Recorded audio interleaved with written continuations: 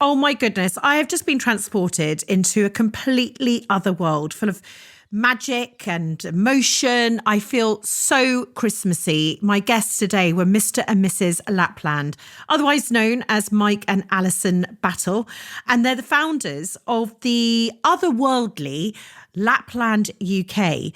And they founded this business just basically on belief.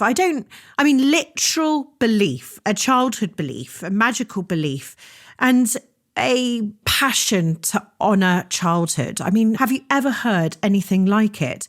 Because Mike and Alison have built something that is just much more than a business or a brand. They've basically built dreams.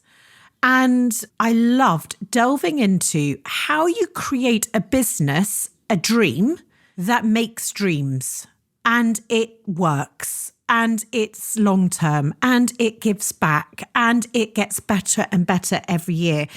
And I think they've been at it for 16 years, and as a married couple, that's an achievement in itself. But that zest they have together, the love that they feel, is just apparent, not only for themselves, but for helping all children really feel what it's like to be a child, and for us as parents and grandparents to have the gift of witnessing it. Oh my goodness. I'm off to go and eat so many mince pies, it's silly. Enjoy. Bow your head and let your eyelids close on down. Where we're going, you won't need to bring your frown. Hi, I'm Holly Tucker, and welcome to my podcast, Conversations of Inspiration. I founded my first business, not on the high street, at 28, with a newborn strapped to my chest. Nearly 20 years on, he's all grown up, and I'm running my second business, Holly & Co. I've learnt so much about taking risks, running a business, and some extraordinary life lessons along the way, and I know others have too. Yet despite the wealth of experience we have between us, lessons like this are often left unheard, and it can feel like we're travelling our paths alone. So I've reached out to founders and those who simply inspire me to share their hard-earned wisdom with you. My hope is that collectively, these remarkable realizations will help you on your own journey. I like to think of it as inspiration for life. If you enjoyed this episode, might I ask you to share it with a friend and to like, subscribe and review it so that together we can ignite people's passion across the UK. Now, let's begin this week's Conversation of Inspiration. So welcome both of you, Mr. and Mrs. Lapland, otherwise known as Alison and Mike. Thank you so much for taking time away from the forest to join Conversations of Inspiration. Thank you, Holly, and thank you for inviting us to be on. Lovely to be here, Holly. Nice name as well, Holly. Very good. I just thought this is a very Christmassy podcast. It is now December. It's Holly and it's Lapland. I mean, Perfect. What could you ask for? Perfect. You're the founders and authors and producers behind the magic of LaplandUK, an utterly immersive experience, unlike anything that we've seen in the UK before. Now, I've not been, but I have heard what it's like. And it is literally, anyway, I'm not going to story steal. I want you to tell me all about it. The one thing I am going to mention to my listeners is I have heard that many of my listeners, little ones, do listen to Auntie Holly.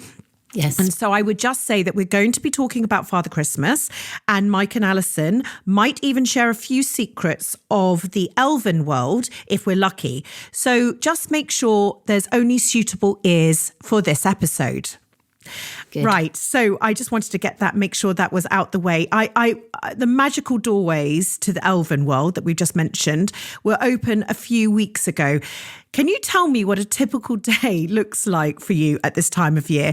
Or is there even a typical day in this sort of magical land that you've created? I would say that once the event is up and running, there is a typical day really, because it has to run like clockwork. So for every child to have their dreams realised. We go into a huge amount of behind the scenes preparation. So it really does need to run pretty much the same every day operationally. For Mike and I, every day is different because every family is different, and very much our role in the company nowadays, it has been operational in the past, but nowadays it's very much a cultural piece. So we're there as brand ambassadors, if you like, meeting the families, meeting the team, meeting the cast, going into wardrobe, checking that everybody is ready and has got the, the Lapland way about them when they go out there to meet the families. So it's very much a sort of a meet and greet role, certainly for me these days, and that's where the joy comes from. Amazing. Mike, always feel just start talking. It's no. I always talk in stories, Holly, so I suppose I'll do that. The way I always describe Lapland and bringing the show together, it's like we build everything from scratch. So it's like building a 747 plane that you have to then ultimately take off the ground. Then once you get up to sort of 30,000 feet where you've built the show, everything is working, you've hired 1,000 people, you've trained, you've done workshops, performance, checked everything and that can affect and improve or refine the show, then you can almost metaphorically slightly take your seatbelt off and then you just fly on and then the machine works. But you do have to build the machine from scratch every year, and then Christmas Eve, that's the end of the flight as such, and then we take it down thereafter. And that's where you get the drinks trolley, is it? At that point in time? Yeah, pretty much, yeah. I mean, it sounds amazing. The Elven World is only open for 6 weeks a year. So I am extraordinarily interested in what the rest of your year looks like. But I was wondering if we could just take a moment to go back to the beginning and how Lapland UK was just first founded, because you met when you were both very young, and Mike, you went on to work as a hedge fund manager, and Alison, you were a primary school teacher, and together you had 4 young sons. Was Christmas always a magical time of year for you as a family when your boys were little? And I can imagine, Alison, as a teacher, you had a lot of practice firing up children's imaginations and things. Absolutely right, Holly. So yes, I had my primary school training. So I was able to do lots of magical memory making moments in our home with the boys. So all of the things that I would do with the children in the classroom, I would come home and do with the boys at home. So we did have a really magical run up to Christmas. But the problem for me was when we left the home to go for that time-honoured tradition of meeting Father Christmas. So yes, within the walls of our own home, everything was magical and wonderful and full of imagination. But going to meet Father Christmas was where the disappointment came. And this is where the start of Lapland UK really came from as well, because I couldn't find anywhere that I felt matched this moment of beauty and innocence and respect, really, for children's fleeting belief. And we tried. So as you say, we had 4 boys, including twins under the age of 5. So a busy time. Yeah. You could say that. A very busy but very, very happy time. And we tried every year. We would go to, whether it be stately homes or London stores, steam train rides, everything. And I always came away disappointed, because to me there was no storytelling, no authenticity, no believability, really. And we even took the boys to Lapland in Finland.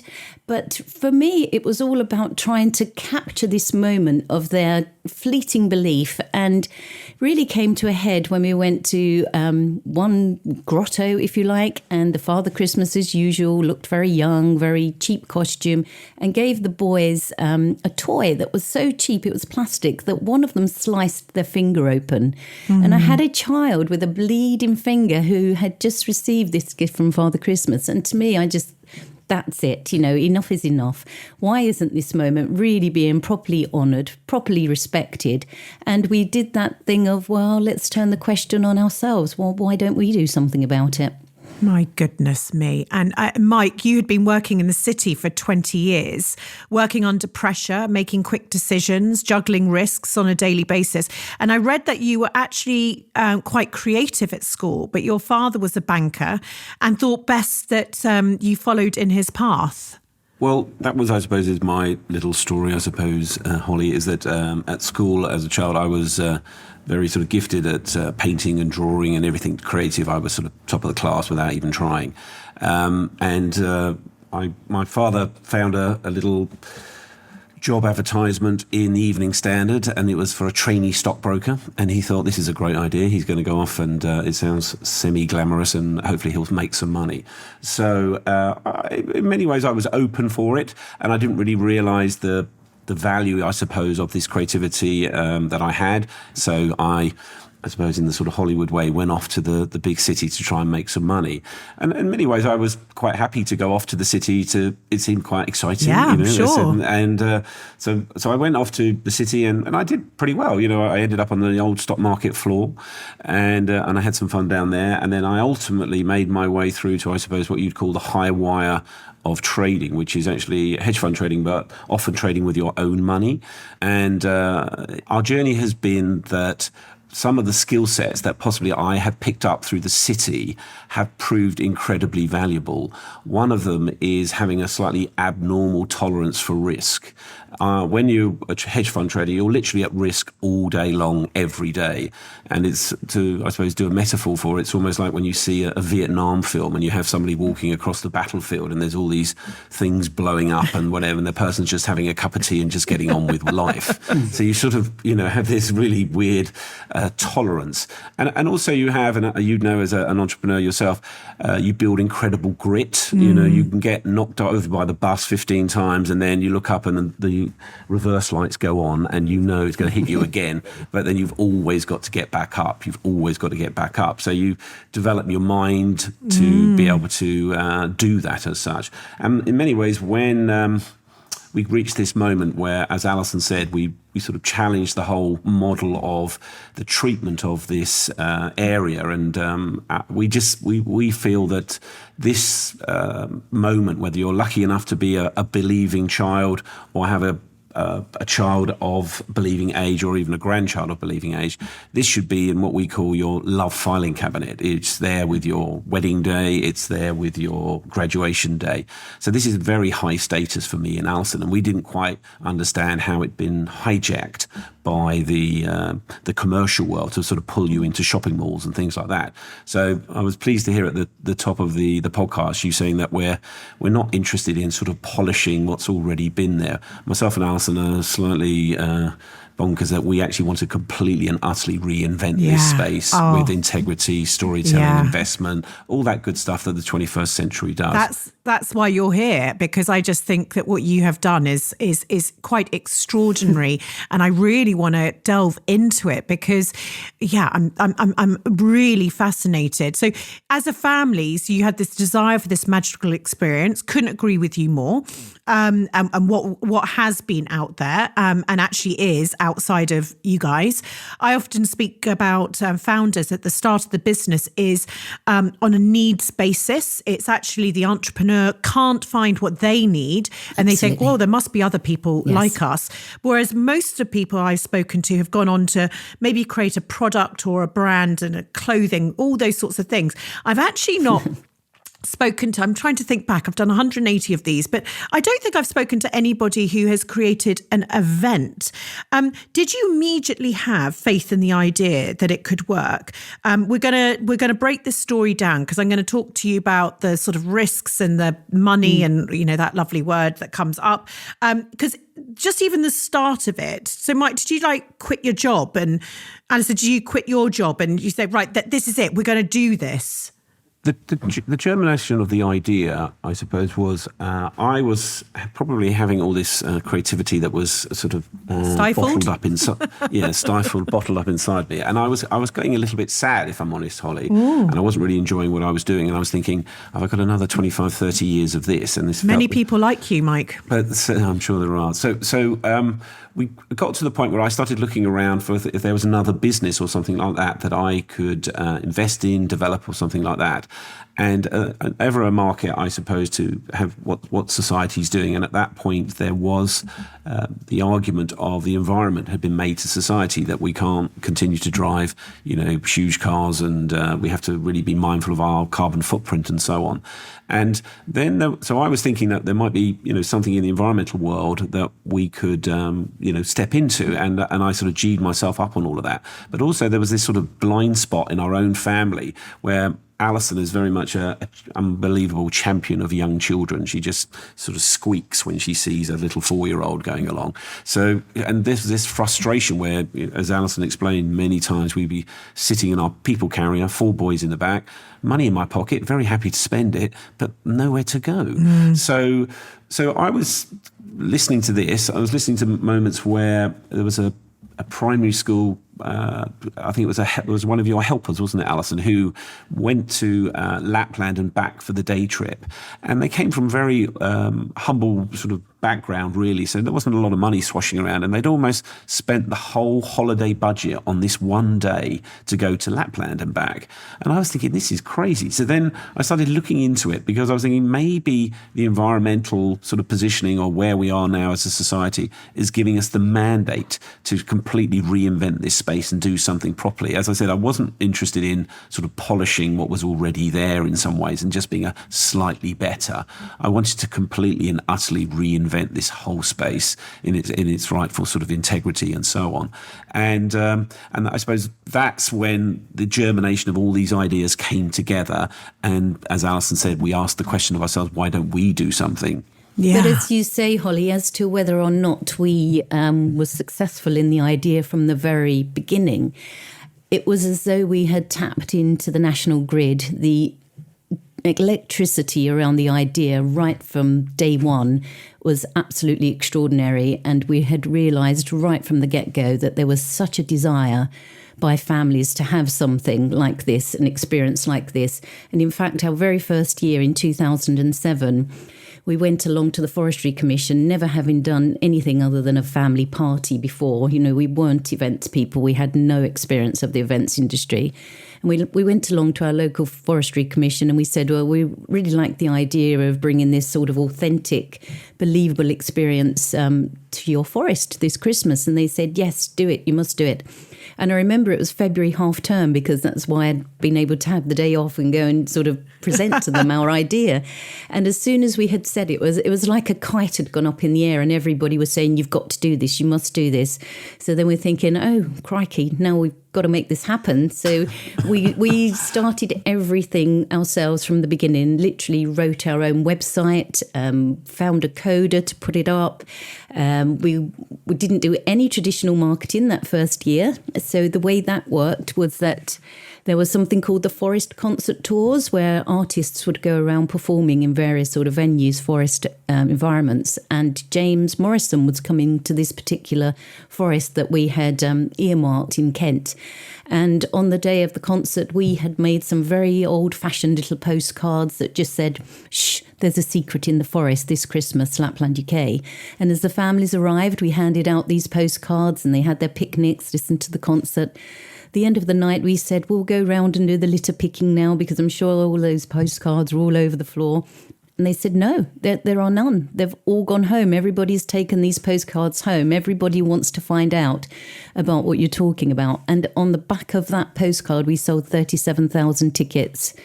Oh, my goodness. And yes, yeah. Totally sold out. Mike then went to see the chairman of Sea Tickets at the time, and he got up from his desk and he shook Mike's hand and he said, I have never heard of a story like this. 2 complete and utter rookies selling out an event that is 50 miles outside of London, down in Kent. And that was the start of it. So we knew from the beginning there was a huge demand for families to have something very special for their children. But let me just ask though, because that is just done, right? So you sort of drop the mic, you're thinking this is a great story. But for you guys, and knowing what it's like to start businesses and sort of the pure optimism. I was going to say naivety, but actually someone has almost updated my word a couple of podcasts ago. It's almost like you can say naivety, but naivety's got this sort of negative nuance about it. Actually, naivety is just ridiculous optimism, just off the scale, complete belief. And even though you don't know what you're doing, you're still going to do it, which is exactly what you did. Did you have no naysayers at that time? Because you both had jobs and things like that. And, obviously the public loved it. Yeah. So 37,000. Yeah, I'm going to bring my kid. Oh, wow. But what about people around you? Because I'm sure bank managers or whoever or whatever, those types of people might be slightly looking at you oddly. I think immediate family were very concerned, very worried for us and our well-being because, as you say, we were entering a world that we knew nothing about. And yes, in terms of financing, we did it ourselves. So we remortgaged our homes, we borrowed from family and friends to get it up and running. So I think there were a few naysayers, but more than anything, it was our own sort of belief in what we were going to do. Although I do remember telling our next door neighbours when we first came up with the idea, and because this area of Father Christmas had been so trivialised and so poorly treated, we were actually embarrassed to tell people our plan. It was, it's as though we'd gone away to run off with a circus. We were saying, no, you tell them, because we just thought people are going to think, we've lost the plot. Lost the plot. I can imagine. I spoke to Kanya King, the founder of the Mobo Awards, and she said, there was a gap in the market, but she literally started building the event from her bedroom, and she was proving everyone wrong. She told me that every time she heard the word no, she took it to mean not over. So you sort of, you begin that journey, don't you? Not over. So you're like, okay, you're saying no. And slightly, I'm a little bit like this. The more the no comes, the more that's literally rocket fuel for me to prove them right. Firstly, thank you so much for taking the time to join me today, listening to this podcast. And I know that your life is incredibly busy and you're juggling many things, let alone throwing in Christmas. Like so many, I seem to be designated Mrs. Christmas again in the household, organising festive cheer, the gifts, the food, the magic, but without the gold star or any of the praise that Father Christmas gets, of course. Well, first of all, I'm going to give you a gold star right now. A picture me pinning it onto your chest.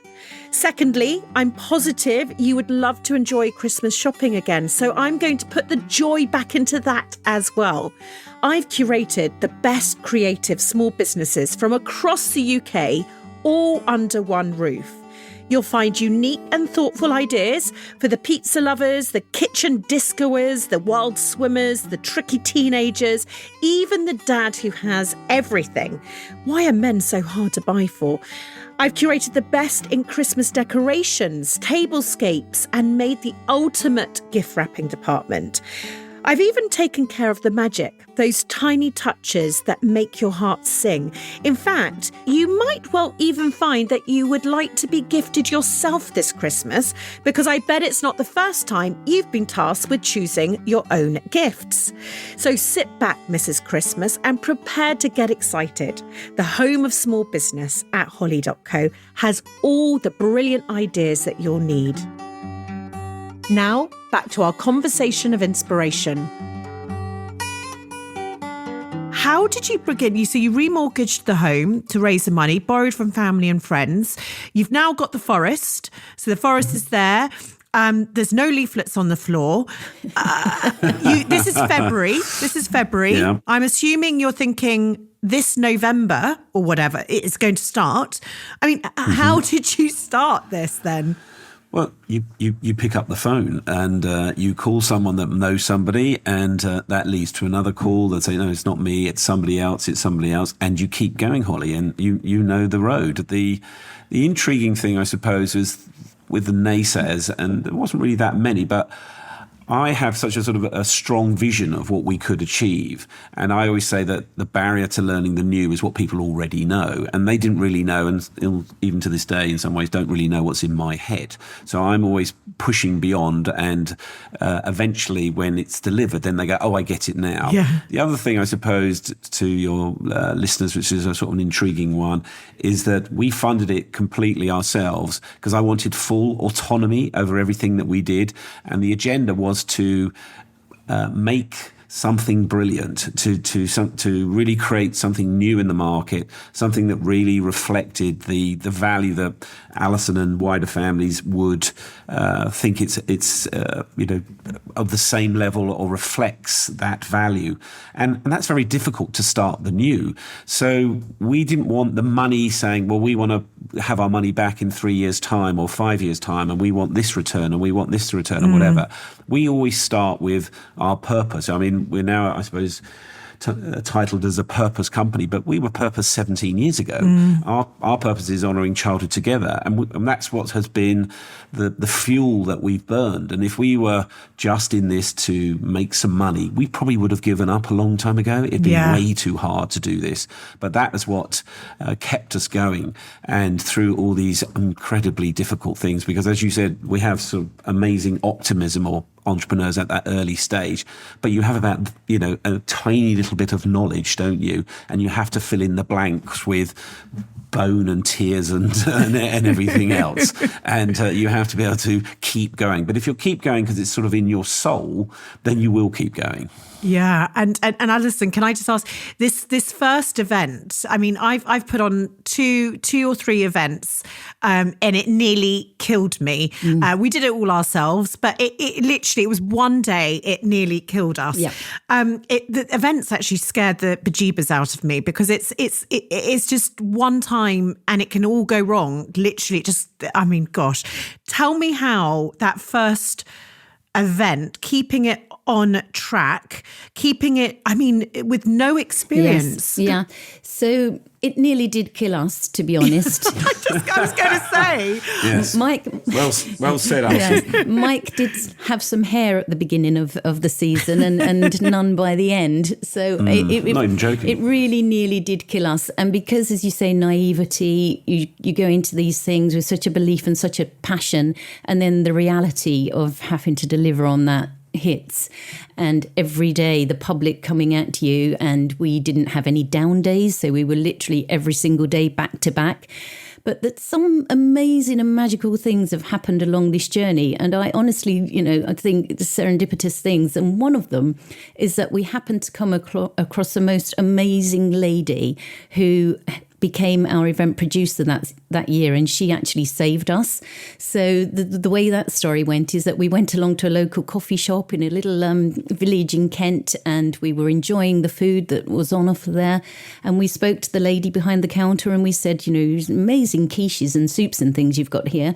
We're about to put on an event around the corner in the forest. I wonder if you'd be interested in providing the food for us. And she said, oh, I'm very interested in what you're doing. I'd love for you to come over and have a chat with me.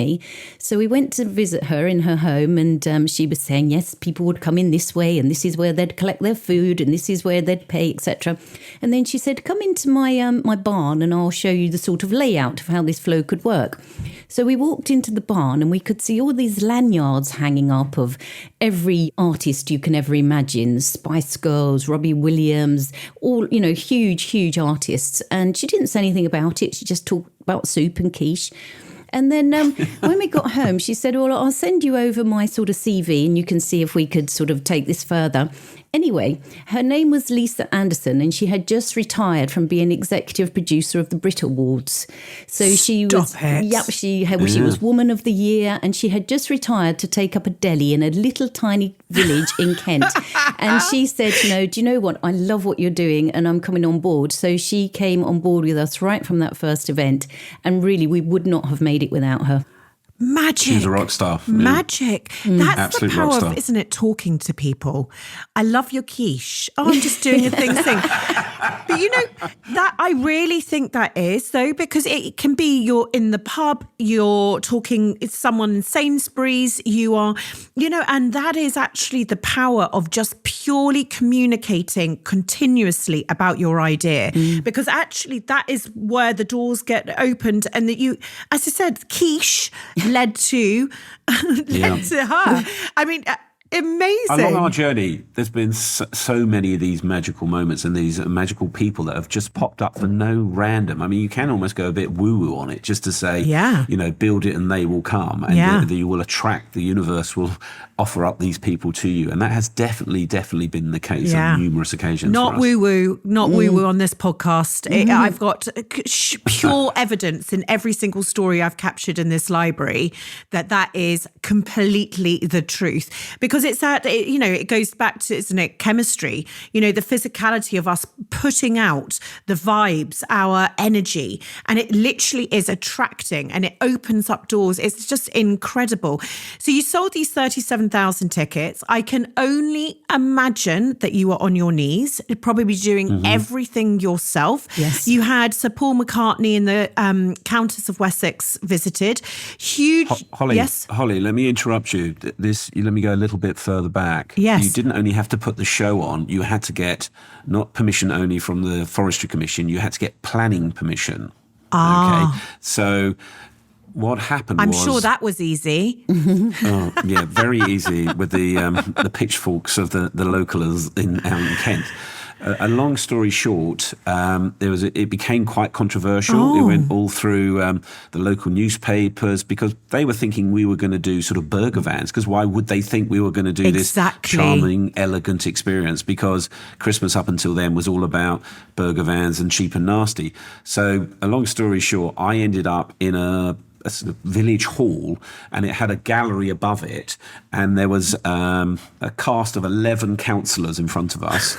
And you had to sort of give your pitch as to why you think you should get this planning permission. And this was it about 3-4 days before we opened? Because we were told by the Forestry Commission we were allowed to do the show, but then laterally this was challenged by the public and the council. So you had we then all got of into that this underneath fight. everything that you were doing. You didn't even know if you could do it or not. No, but every time I spoke at this village hall, they all booed. Oh my God. And then the vote went, and it went to 5-5.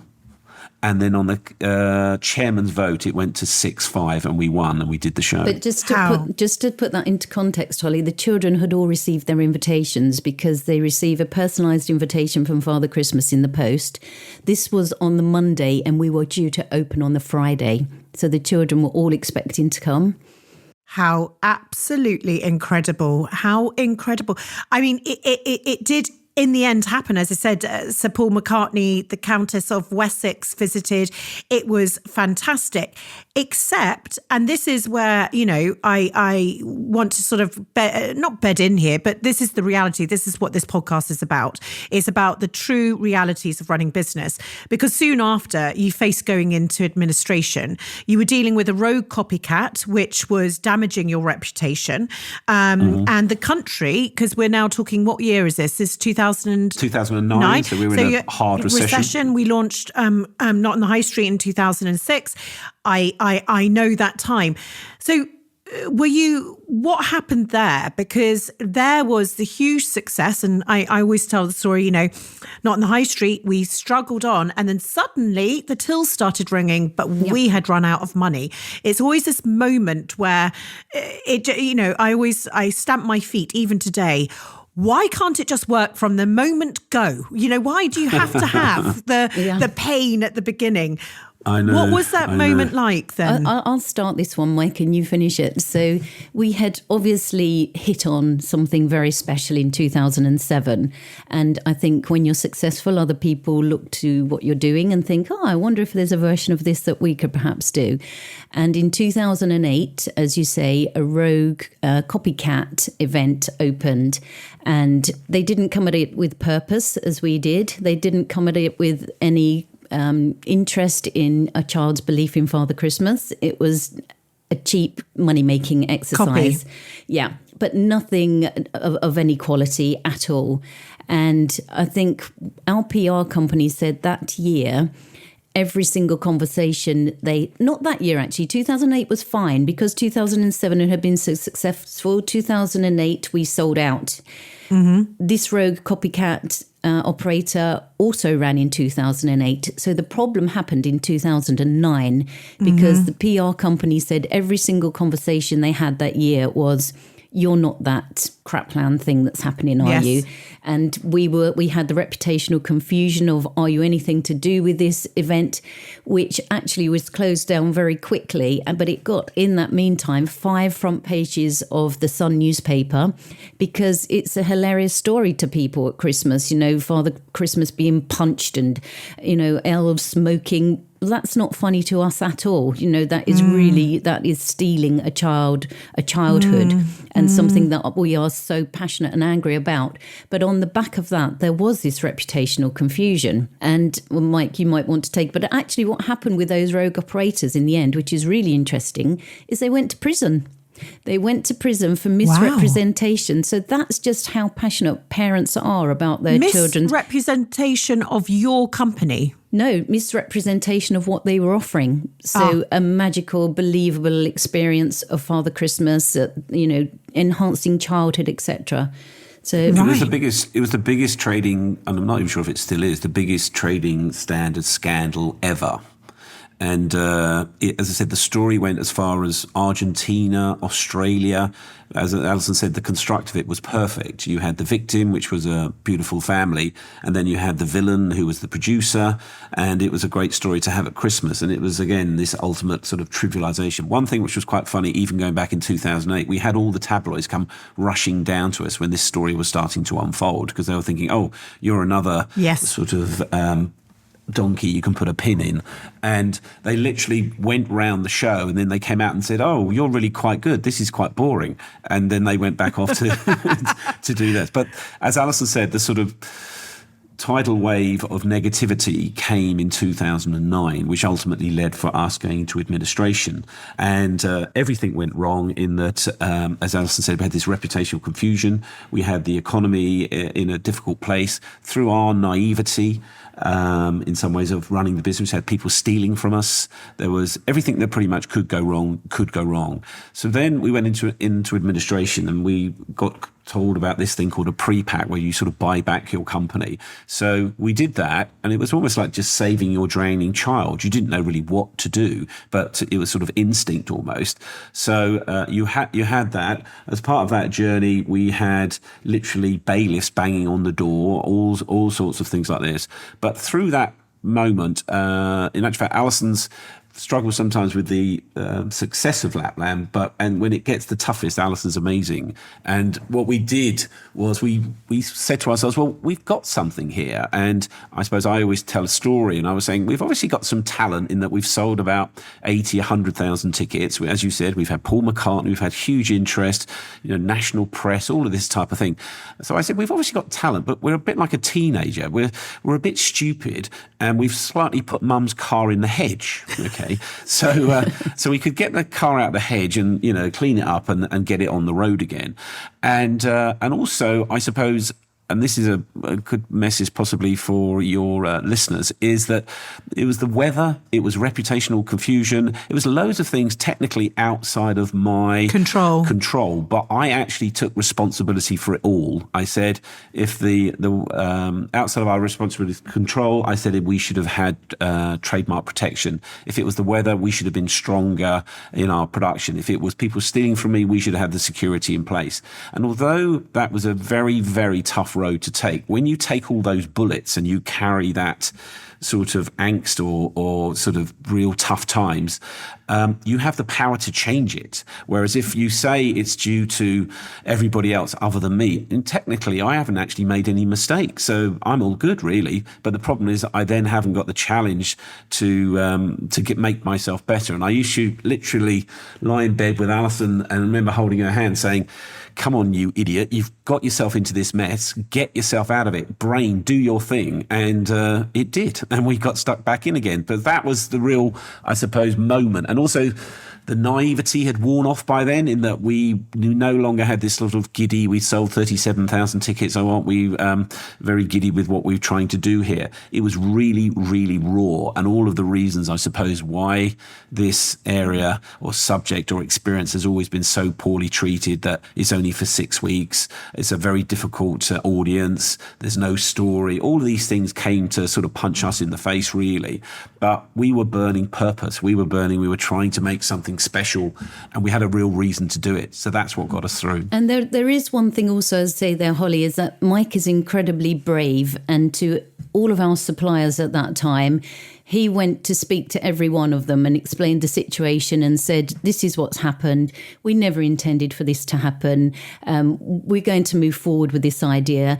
And all of the suppliers still wanted to work with us moving forward, because they knew that we were acting with integrity and trying to do something good. And for me personally, I wasn't prepared for anybody else to let this idea fail, when in terms of the copycats, because it was our idea and it was our purpose, our passion, our belief, and I wasn't going to let somebody else steal that from us and leave it in the gutter. That wasn't going to happen. I just love what you've just said there. I think that actually, as entrepreneurs, and, we're alone with our thoughts, aren't we, as at night? There's no one makes anything better for us. There is no one that's going to come in and ride in and solve the problem, which you are desperate for. When you're at your lowest low, you need saving, you're desperate. And actually, like you said, Mike, the only person that can save you is you. And actually, taking that responsibility. I know my father always has said to me, the one, he said lots of lovely things, but one that I hold dearest is, he says, you never shy away from taking the responsibility. So, if you're online and it's raining, you can just say it was bad weather. I mean, actually, that's meant to be good for online. But actually, if it's sunny, it's good or bad for online, whatever you want to pick.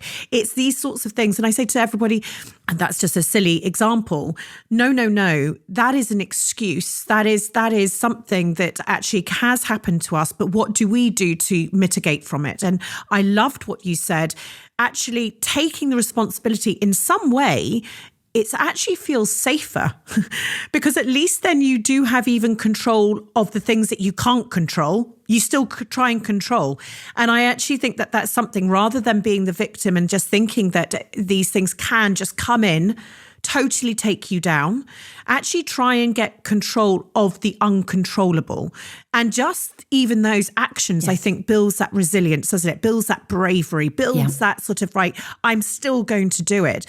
So you had this moment in time, and you came out of it. You literally pulled yourself through it, tougher, stronger, coming out of it. As you said, all the fairy dust slightly had come off you. You now were in business. You understood what you needed to do.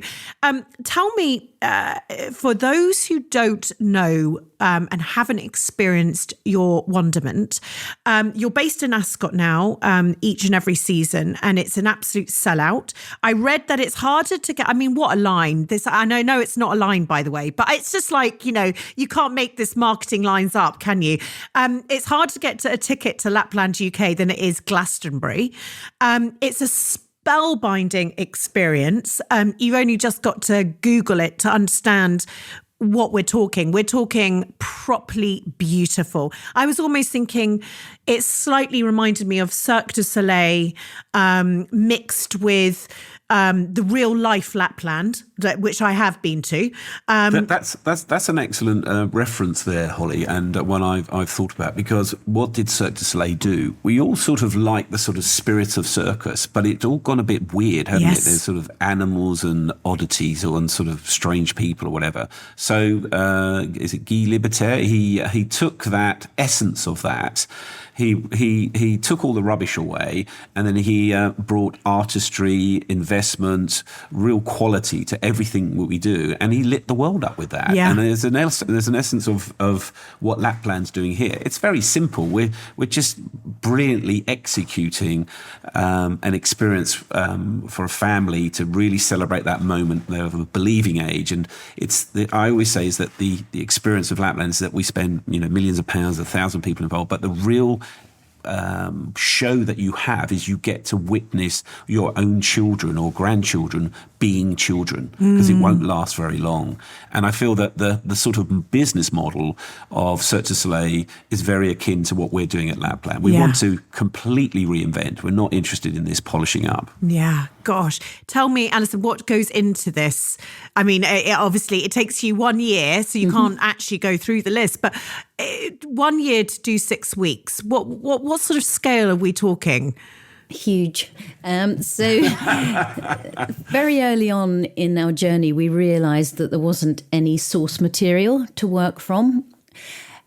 What do you mean by that? In terms of storytelling. So generally, if you have an event or a show or something, you would go back to the vaults of some sort of stories, and you could build on the story world.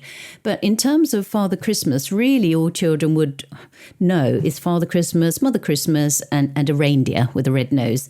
So there was no world for us to pull on. So we had to create our own world, which involved us writing stories. So we'd already written the scripts for Lapland, and the children were very interested in everything that was happening, but we had to build on that.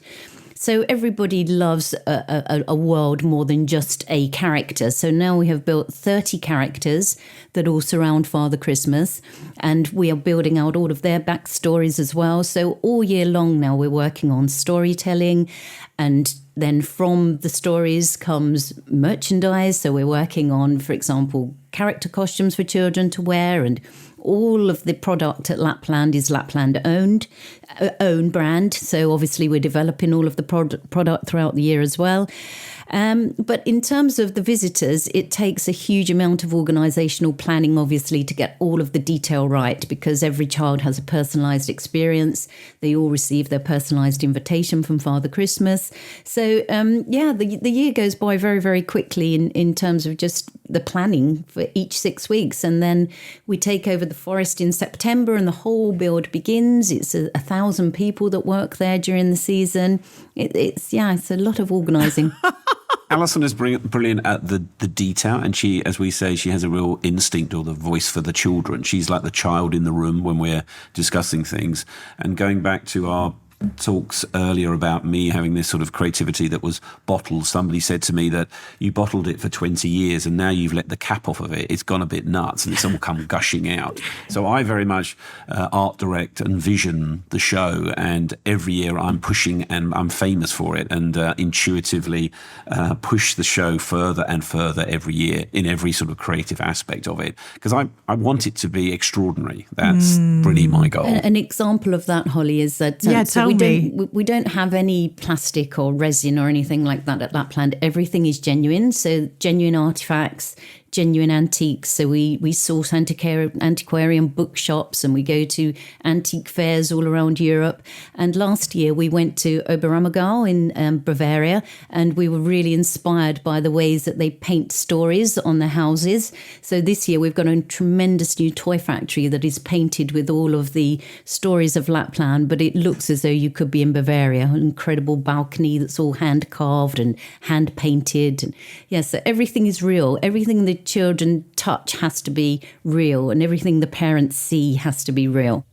Gosh, it's quite extraordinary, this, because actually I've spent my entire life dealing with the same values, but through products and not real things, real people, real stories, artisans, creativity. But what you're doing has just really blown me away, because actually you've created like Cirque du Soleil. I mean, there's not many, is there? There's not many companies that have done this, but with this lens of authenticity, the fact you are going around the countries, you are bringing this culture into your stories, it must make for quite an epic 6 weeks. of course, I'm talking workload, but I'm also just talking the emotion that must be created in this. I mean, do you have any standout moments? Because I can imagine you're brought to tears every year, because not only are you witnessing literally what you've created, but you must have that moment as well. It is unbelievable. And only this week we held our Superstar Days. So I wanted to ask about this, yes. So 2007, and with my kind of background in special educational needs as well as a teacher, we've held what we call our Superstar Days for those with additional needs. And we held this on Wednesday of this week, and it is the most emotional day that you could possibly imagine. And just to say about the impact that it has on visitors, 2 of the parents there on that day showed me that they have had tattoos of Lapland with the coordinates of our forest now. It means that much to people. My it's goodness. Absolutely extraordinary. And really, you have to be there to feel the emotion. We have parents constantly coming up to us, whispering thank you, hugging us. It's absolutely extraordinary. And when they go to meet Father Christmas, they come out in floods of tears, because it's that stop the clock moment where you're there and you're looking at this little angel in this moment of belief. And the emotion that's attached to it, you just can't describe it without being there. Well, I feel emotional actually just even listening to you, because when you just said it's also parents just have that moment. You know, we're so busy, we're so pulled, aren't we? And especially I can imagine on these incredible days, which you're very unique in doing, Superstar Days, where basically you turn down noises, you adapt the entire day around those with special needs, all those sorts of things. But just for all parents, I think both on that day and other days, to just have that moment. You know, you've got 4 boys. My son's just gone to uni. When you talk about going that moment, it goes so quickly. It makes me tear up, because you at the time, oh my God, it can't go fast enough. Are you joking me? I mean, do you know what I mean? The screaming, the bloody rugby, but whatever, Saturday morning, freezing your nuts off, you know, all those sorts of things. But the thing is that when you look back, I can imagine it's bittersweet. It is bittersweet. And so actually to be able to encapsulate that in a memory, actually by a memory, is so, so important. That's exactly and lovely to hear, because I always say that Alison is like some of these particularly young mothers' big sister, and sort of saying, I know you're busy, I know you're building a career, I know you're got all sorts of things with schools and this and that, and you run ragged and all this other thing. Nuts at school, yes. But don't you dare miss these moments, because these are the best moments of your life to be a parent, and we've got you. That's why we have Honouring Childhood together. We're not doing it just us and we're sort of doing it to you, we are doing it with you. But in terms of also, you were saying there, Holly, about, you know, pinch yourself moments, really. So yes, it is every day and the customers who are there. But for me personally, I think one of the greatest moments of Lapland was meeting our late Queen. And she was just so wonderful. And she said of Lapland, it sounds splendid. Yes. Oh my goodness! And you've had not only the Queen, you've had Elton John, you've had the Beckhams. It's just been incredible. I'd love to just touch you. You know, what's shining through is this integrity, and you have gone through the hard times, going into administration, coming out. You're family owned. You've never taken money from investors or sponsors, because you can imagine that you could have had this sponsored. And also when the times are down, right? It's very difficult to hold on to brand values when you literally can't afford to live. Yes. But Alison is our sort of true North Star. I was going to say. In some ways, in those not coming from at all business or commercial background to make things work. In some ways, it's a good thing that she's in the room, and it's quite tough, because you can imagine there's been moments where I would have loved to have taken that slightly shabby sponsorship, but it would never have got past Mrs. B. So we had to just find another way. And isn't that great that you've got that protection, but both of you working together, because that's what exactly you need. And you've believed in word of mouth and social media and that advertising isn't right for you. Tell me about that and how you've been able to grow. Because in this day and age, obviously social media, by the way, when we started our businesses, please God, let there have been social media. But we all started, didn't we? Coming out of blinking the, dial-up modems and, all that sort of stuff. Yeah.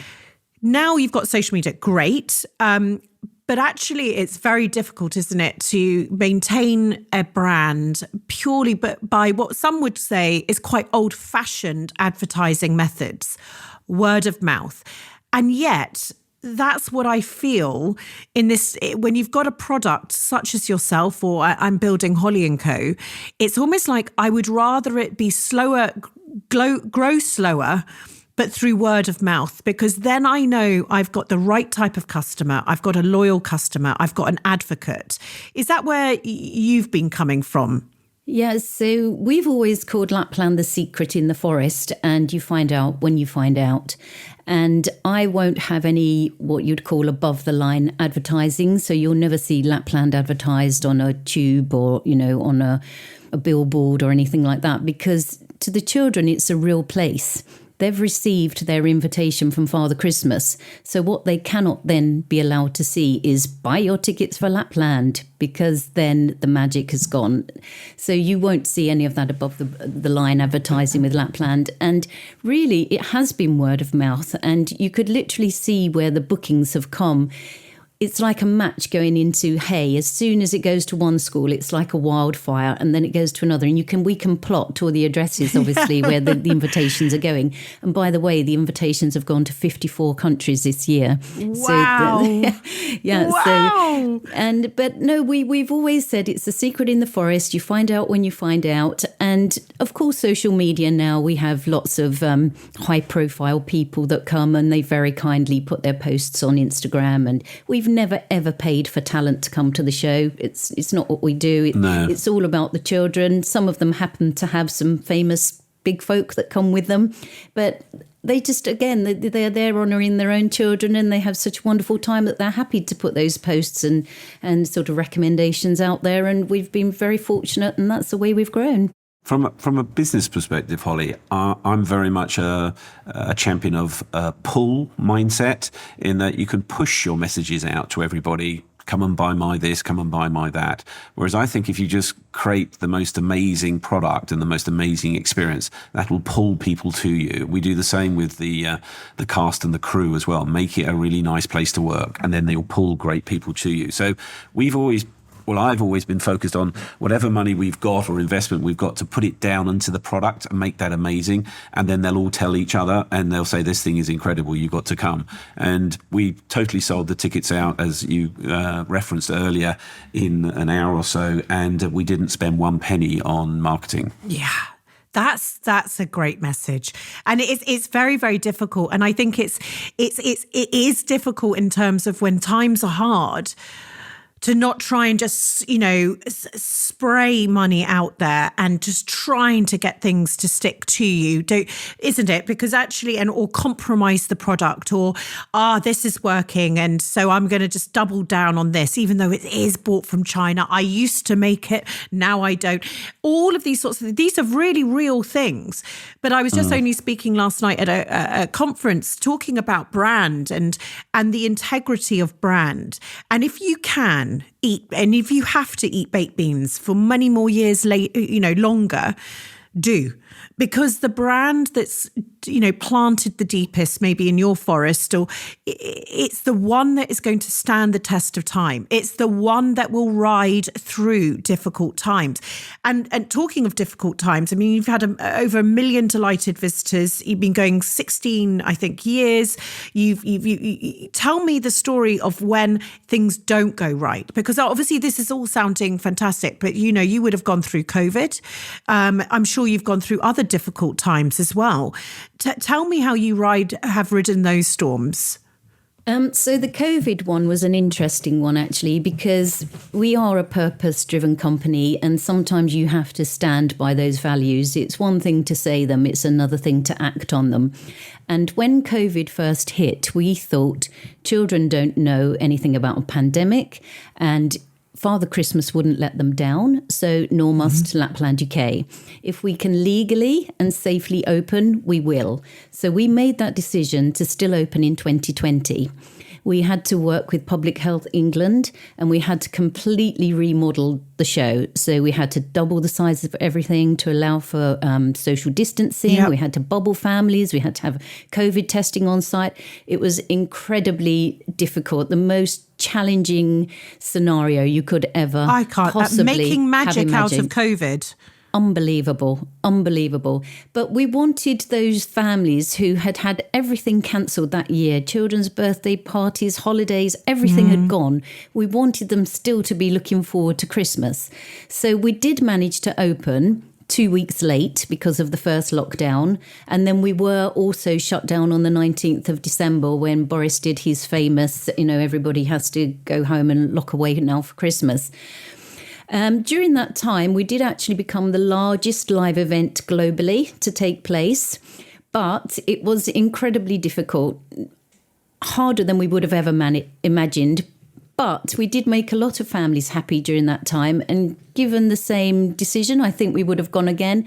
But back to what was most challenging for me in that period was when we were locked down and the families who were expecting to come couldn't come, because the children had had their invitations, and those families who were then not allowed to come, that for me was heartbreaking.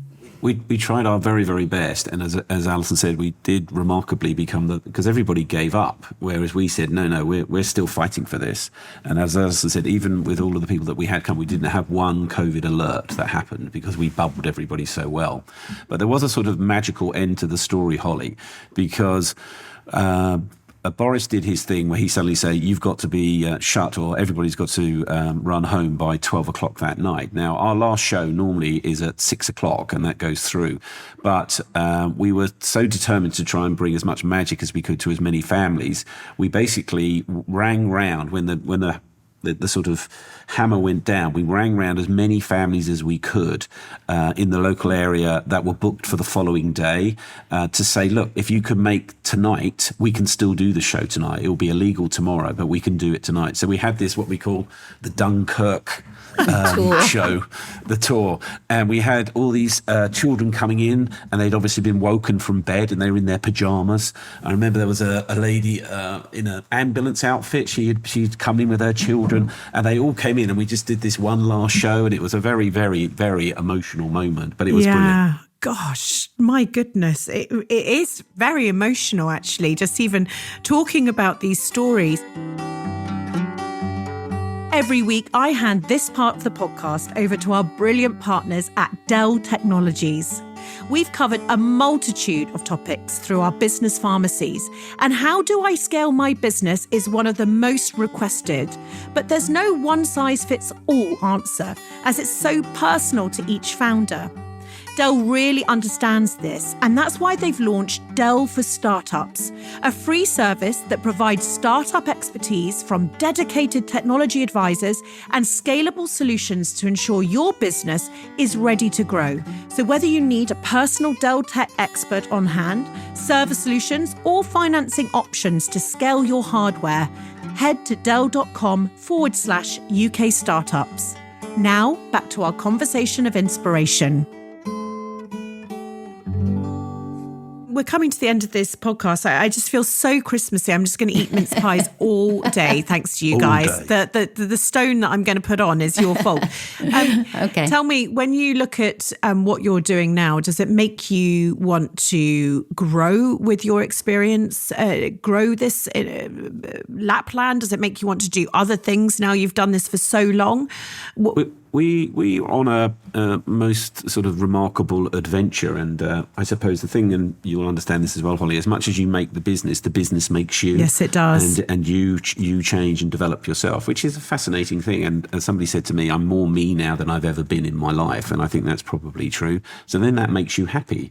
But as to where the business is, we started with a purpose that then became a world and a storytelling world, and we're in this adventure where, one, yes, the live live show. We've got an awful lot of interest, and we would like to bring it to a wider market and more children and families and so forth. So, because it seems to be a force for good. People absolutely love what we're doing. So, and people are fighting for tickets and things like that. So, if we could manage to make another show, that would be great. I have literally offers and invitations to work around the world, from Australia to Europe to America and so on and so forth. So there's all of that. So that's one live show of it. Another thing, though, that has happened is that through mine and Alison's sort of journey, we've created an authors to this world and these 6 books that we've written. And we've written the foundation story of how a humble, childless couple could become mother and father of Christmas to the world. And we also do a second book where we introduce you to the elven civilization and how that all works. And we actually unpick the reason why they send the toys out at all. So there's messages of kindness, environment, and it's a real sort of 21st century upgrading of everything. So once you have those, as you as a business person would understand, assets, there's lots and lots of opportunity, and there's also the ability to protect everything that we've got. Oh, don't worry. We have dogs on this podcast. Wait, how many dogs have you got? Just one. Only one. Just one. It's his birthday today. Oh, he just wanted me to know that. He's 12 today. Yes. 12 today. And what's his name? Paddy the Irish Terrier. Paddy the Irish Terrier, happy birthday. You were saying, so yes, you're right, Mike. You've got all of these assets within the business.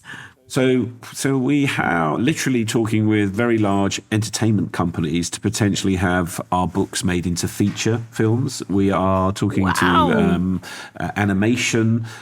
We have also this year, again, challenged to try and bring more Lapland to more people.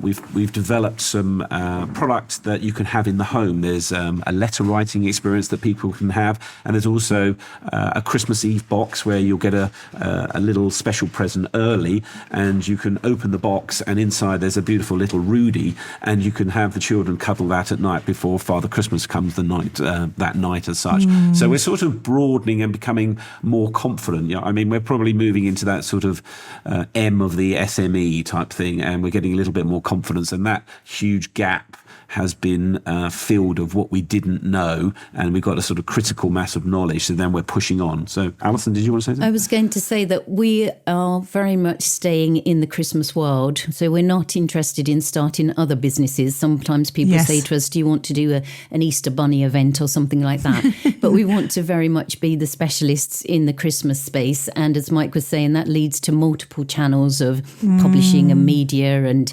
digital, all sorts of different things. But my focus moving forward is going to be our foundation. So we're setting up the LaplandUK Foundation. And the purpose of that is to put a Christmas stocking on the bed of every child in a UK hospital or hospice on Christmas Eve. So that's something that I'm going to be very much moving forward with in the future. What an amazing thing. I mean, actually, both what amazing things, because, you're basically bringing Christmas wider in terms of from the business point of view. The magic is going to be spread in different mediums, and I love that. I've never thought about where do elves come from, or what is the backstory of Mrs. Christmas. I've never even the Father Christmas. Who would have even thought? How ridiculous that no one's even thought about that. I know. Did you not know that elves come from pine cones? I did not. On the enchanted tree of life. But you see, it's so beautiful. It takes me back. But I love this idea, stocking on and again, this is where now you've built that bigger, your little business has now grown those strong roots. And this is where great companies can then start really changing things for the better. If your heart and soul, as it is in the right place, you can take that strength and you can do more of it. I talk about businesses being stronger than governments in terms of making changes within their area. And absolutely, I fully believe it. What I believe that we're going to do with Holly & Co over the next 20, 30 years will move small businesses and founders to stronger positions than any policy that any government, when they're in, will do. And I think that's exactly what you're doing there. I honestly, I love every single moment of this, but I've got to come to the end, which is asking you about the roller coaster. So this has been, similar times that we set up our businesses. This has been a real roller coaster. We've now got nearly a couple of decades on our back of this. So tell me what has been, to both of you, your lowest moment on the roller coaster. For me, I'll say the COVID experience and letting families down, in my opinion, children who were due to visit who couldn't come to the show. For me, it probably would be the administration, and it's easy now with glorious Lapland to think that this was always going to happen. Yeah. But there was so high levels of probability that this was never going to happen. There's probably the journey that Alison and I have taken is probably 1 in a million. Many, many, many people have tried to do something of credibility in Christmas and always failed because it is so difficult. And there was no guarantee that we would make our way through. And I think at that moment, I was sort of erring on, is this even possible as a business? And I remember having people, PR lady in my face saying, why do you think you're the only people that can make this happen? No one's ever done this before. But we persevered, Holly. You persevered. I had a lady poking me on the nose saying, you're so good, you should wear a halo. Oh, how nice of her. Isn't it lovely when people just want to spread their joy like that, isn't it? Tell me, conversely, your greatest highs. Alison, do you want to start? I will go back to the Queen, meeting the Queen, and I don't have a tattoo, but if I did have a tattoo, it would say, sound splendid. There's been many, many highs that have come from the business. And most of all, I suppose, for me personally, is finding myself slightly through the whole journey. I can imagine. I think that's probably my best part of it, really. Yeah, I can imagine. It's a phenomenon, really. And the thing for us is that although we're very proud of what we've done, the way that we will progress this business is it's not really about us. It's about those children, about those families. And as long as we stick with that, we'll be fine. You know? I suppose if you want to get a glamorous story, our very best Lapland story was we were invited by Sir Elton John to a concert in Italy, and we sort of knocked on the little, backstage door, and in we came, and there was all these very glamorous Italian people in there. So then Elton arrived and comes straight across to myself and Alison, two pasty Brits in the corner, and gives us a big cuddle. And then ultimately we end up at the sort of just off the stage, and Uncle Elton, as we call him, was performing as brilliantly as he always does. And then he gave us a shout out. He said, I'd just like to thank Mike and Alison for all the family memories. And then don't let the sun go down. And then at that moment, I can almost feel it. Yes, no, it did. It happened. And then I can almost feel it now. If you can imagine the moments when we were lying in bed thinking, how the hell are we ever going to make this work? Myself and Alison were just bawling our eyes out. Yeah. I want to bawl my eyes out. That's one of the greatest highs I've heard on this podcast. I mean, Elton John says your name and then sings that song. That is a drop the mic moment, isn't it? That you did it. Well done. Yeah. This has been a beautiful podcast, and I really appreciate you going there and sharing this story. It is really inspiring. It's something really different that I've not covered in this podcast, and I absolutely really thank you for taking time out of the forest in this busy time of year for Mr. and Mrs. Claus. I'm going to hand over now to yourselves. You've written a letter to your younger selves. I don't know who would like to go first. I think I'll go first. You'll go Alison, first. if that's right. Sure. Yeah, perfect. Okay. So I'm going to hand over to you, Mike. Great. Okay. So, being mildly dyslexic, I'm not a natural writer. However, thinking that through, maybe writing is the very space I need to talk to my younger 14-year-old self. Okay. So here goes. Dear Michael, you are going to pass through your school days perfectly unexceptional in all things, other than weirdly being very good at high jump, setting records that will last for decades. At this point, although you have no logical reason to believe it, you actually sense you have something special inside of you. However, at school, you feel misunderstood, frustrated, and somewhat caged with the threat of being humiliated, hanging over you, of being thought of as ordinary, as your secret is you are not very good at learning through books. And given reading seems to be the only method of evaluation other than sport, it would be easier and logical to believe you are in fact not special at all. Because at this time you are being taught intelligence is binary. You are either a bookworm and clever or not one and therefore stupid. And no fledgling personality wants to admit to themselves or anyone else that they are thick. So I'm afraid protecting this unjustified sense of self-worth is going to be the fight of your early life, as you must never allow your light and confidence to be extinguished by others. Doing this is going to be tough and will require tremendous resilience and courage, especially given you are also the fifth child of 5 children in a family that doesn't really recognise or understand the value you hold. The good news is it'll all work out, and you were, in fact, right. Because after a lifetime of relentless personal challenge and self-improvement, you'll come to understand academic competence is indeed important, but definitely not the only way to value a person, as people must be valued on a far broader spectrum or principles. With your newly excavated natural ability, your talent will become so very apparent as you ultimately unleash the potent creative force that you always knew was there, ultimately even surprising yourself. So hang in there, my boy, and enjoy the greatest adventure anyone can have of finding who they truly are, as only then will you be happy and serve as an example to your soulmate Alison, your 4 spectacular sons, and everyone you meet. Your creativity and vision might even change the world a little bit for the better. Oh, I'm so happy for you, Mike. I really am. Thank you. Really am. Alison. Dear Alison, I am writing to you as a 14-year-old grammar school girl and Ranger Girl guide. You are a very capable girl. You sail through school. Things come easily to you. You are conscientious and hardworking. You take pride in being a high achiever. You want to please your parents. You are kind and thoughtful, empathic. You are quietly confident. But why only quietly? You are not brave. Inside, you have so many thoughts and opinions. You are bright and curious, but you do not have a voice. Or at least, you do not speak your mind. You care too much about what others will think of you.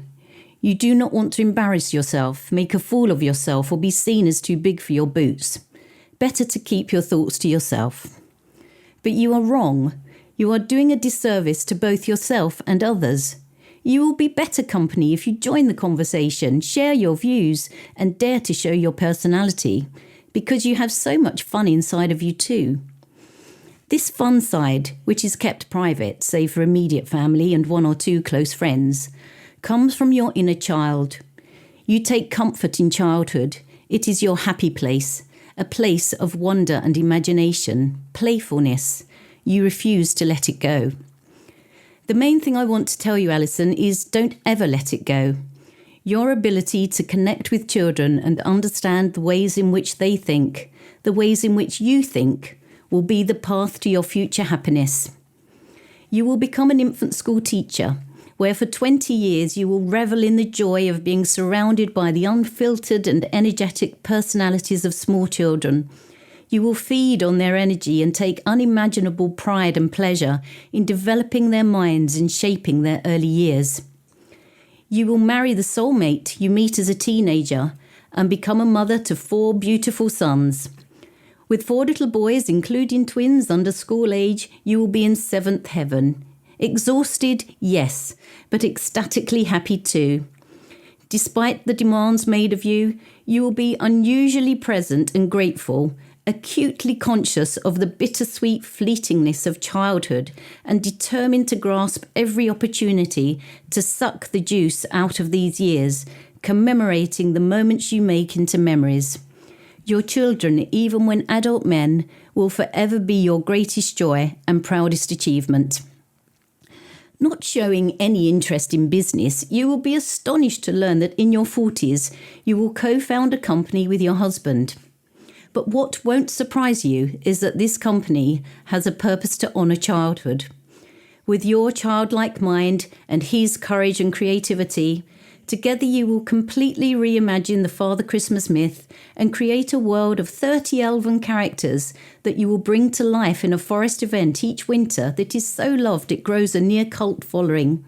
You will become an author telling tales of an elven world, and you will be humbled to learn that your stories become the belief system of a generation of children. You will be blissfully happy in your magical world, making the real world a more magical place. You will be fulfilled. Your business will take you on a rollercoaster journey.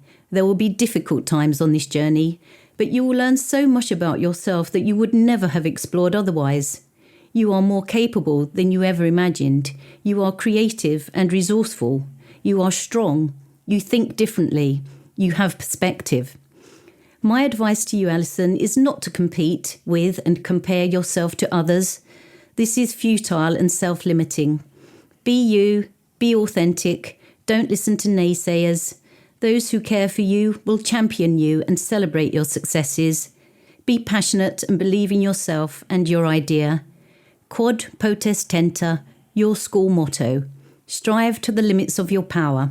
Strive for excellence. Exceed expectations. Be kind, be warm, be respectful, be generous. Along this journey, you will meet incredible and inspirational people who want to hear your story. And you will find your voice. You will still be you, childlike, but not childish. You will be the voice of the children. You two. I'm so happy to have met you both. What magical humans that you are. You've not only touched so many people already, I just think you're on your way. I think you know who you are, and you've become who you are, and you are now the fullest versions of yourself. And I can't wait to see how many more young souls you're going to touch. And thank you for a person who loves children, who lives for children, like myself. Well, I only had one son and I wish I had had more. I live for the children around me, and I'm so happy that you do this thing for them. And it's just a bloody beautiful thing. Thank you for being on this podcast. Thank you for having us, and happy Christmas, everybody. Happy Christmas. Merry Christmas. Thank you for joining me today. If you've enjoyed this episode, can I ask that you share it with a friend and like, subscribe and review it too, so that together we can inspire even more people to follow their dreams, to build a life they love.